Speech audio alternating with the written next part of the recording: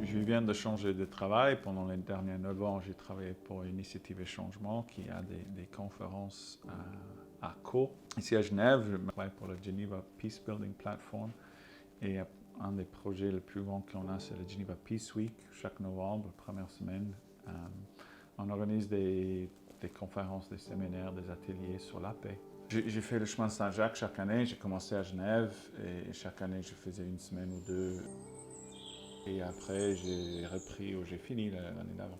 Le Covid m'a empêché de finir l'année passée, mais je devrais finir, on verra, cette année. Pour moi, vivre ensemble en paix, c'est pouvoir marcher ensemble. Bien sûr, chacun marche à son rythme et chacun doit faire ses propres pas, mais on vit tous intérieurement une sorte de pèlerinage sur cette terre. Donc, faire physiquement ce qu'on vit intérieurement, ça fait du bien. Quand tu marches ensemble, tu reconnais plus facilement l'autre comme frère ou comme de la même tribu.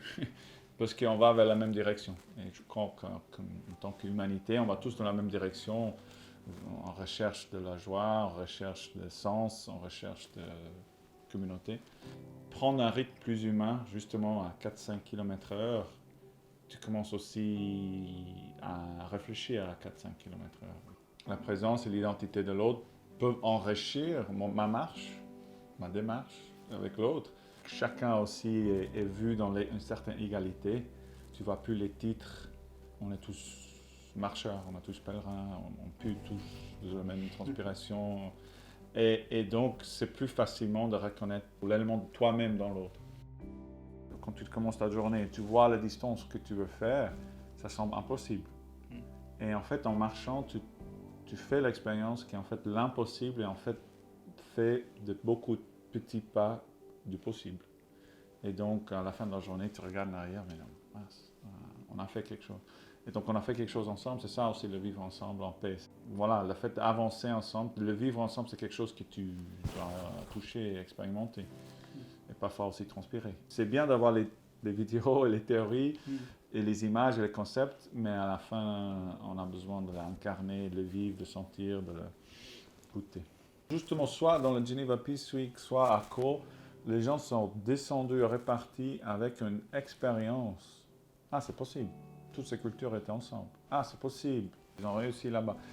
Parfois, il faut pas seulement le concept, mais le toucher, justement, avoir fait cette expérience.